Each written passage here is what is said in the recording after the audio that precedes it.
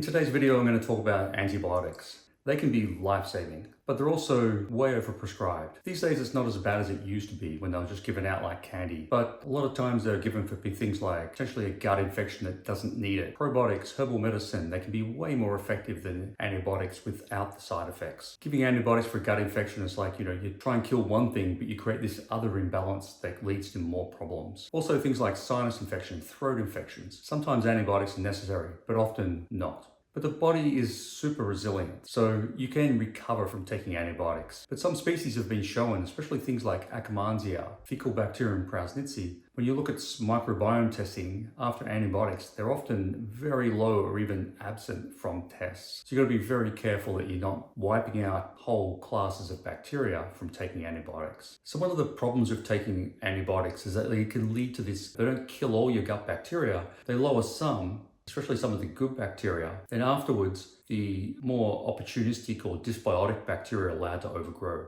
So sometimes people have done the treatment for things like Helicobacter pylori, or they've had antibiotics for an infection, and they're like, my gut health hasn't been right since. Sometimes when people take antibiotics, their gut health feels fantastic while they're doing it, but afterwards, the imbalance sort of occurs, and this is dysbiosis. Antibiotics can also cause leaky gut, or also known as intestinal permeability.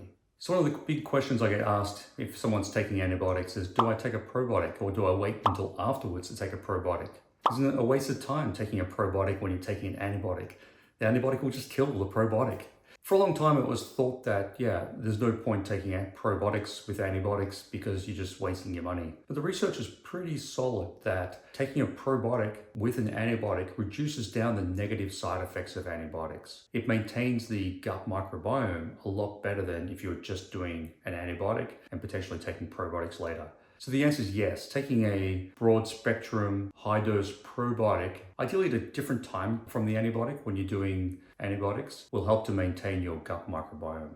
Some of the types of probiotics I recommend are things like spore-based, like Megasporebiotic, Saccharomyces boulardii, like the Floristol brand, or you can get high dose probiotic supplements like Elixir, which is like 450 billion. Most probiotics are like 20 billion. And these are probiotics that are great, especially during antibiotic therapy or even for a week afterwards to help restore the microbiome. Generally, I recommend taking probiotics before, during, and for at least a month afterwards. You don't always know you're going to be taking antibiotics, but sometimes people, they're getting like dental work done or something like that, and they know that they're having surgery when they're going to be given antibiotics. So they can always start taking probiotics and building up their good bacteria before the surgery.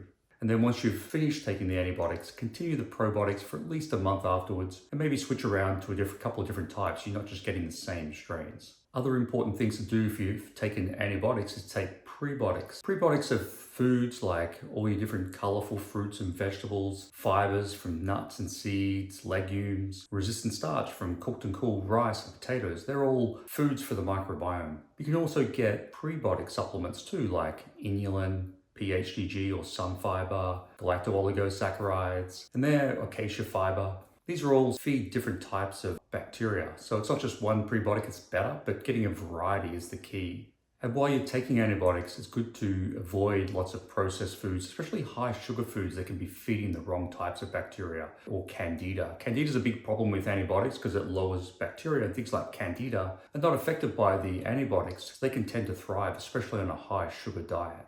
Stress will have a negative effect on the microbiome. There's a big connection between the gut and the brain. So if you're unwell, you might need to rest, but also you can practice things like mindfulness, breathing exercise, just keep your stress levels down. Then once you've finished the antibiotics, once your body's recovered and healing, getting out, going for walks, getting exercise are all being shown to help gut microbiome.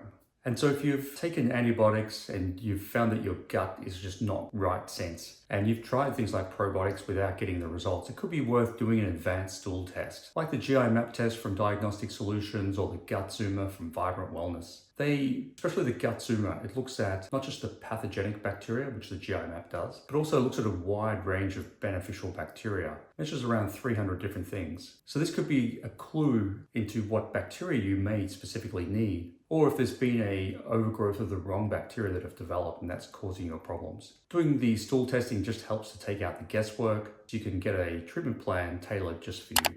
If you have any questions or comments, you can leave them in the comments below. We'll leave detailed show notes, so links to all the things we've talked about during this video, like the advanced stool testing, recommended probiotics, and we'll give a link to the article they've written that gives you a much more comprehensive analysis of what to do if you've had antibiotics and need to take probiotics.